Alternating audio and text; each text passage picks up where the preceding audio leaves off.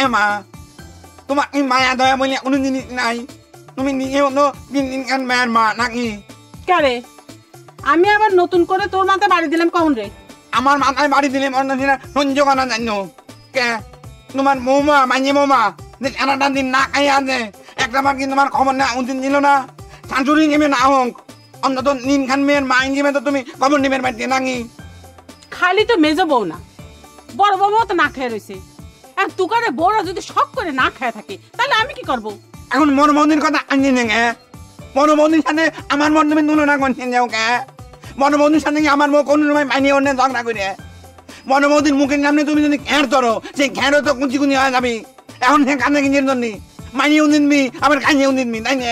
হয়েছে হয়েছে, আর নতুন করে সন্ধ্যা আরতি শুরু করা লাগবে না। চলে তো রাজরানী বউয়ের পাও ধরে খাওয়ানোর ব্যবস্থা কর।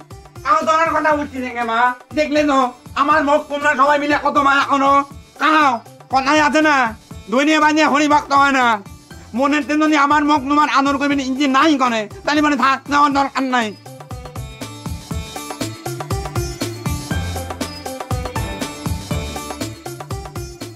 কেন বাপু তোমাকে ভাবতে আমি কিছু বুঝতেছি না? হ্যাঁ, একসাথে বাস করবে গেলে দুটো কথা হয়ে থাকে, তাকে কি ভাত জল ত্যাগ করা লাগবে?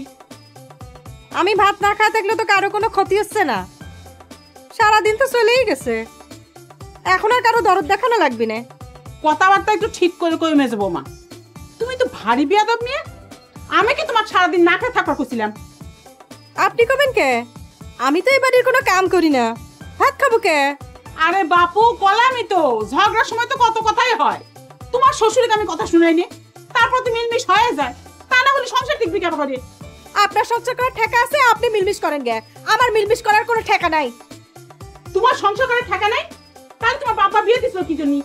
আর তুমি যে কত বড় জমিদারের বিটি সেটাকে আমরা জানি না। বড় বৌমা কি এমন অন্যায় কথা বলছে? তুমি তো সংসারে কোনো কাম কাজ করেই না, মিথ্যে কি? দেখলে তো মা, দেখলে তোমাকে আক্কেল পছন্দ একটা মানুষ নাক করে সারাদিন না খায় বসে আছে, তার একটু আদর যন্ত্র করে নাক ভাঙিবি কি? তুমি উল্টে বড় বৌদির পক্ষ নিয়ে কথা করছেও। আমার দায় পড়েছে বিয়াদব মিয়ার রাগ ভাঙা নেই।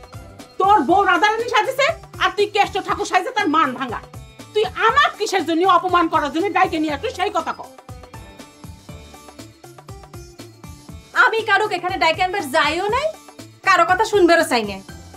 আমার যা কথা আমি শিলের বেটা মাইজে শিলের কাছে কয়া দিছি, ভিন্ন না হওয়া পর্যন্ত এই বাড়ির এক ফুটা ভাত জল আমি ছুঁয়েও দেখবো না।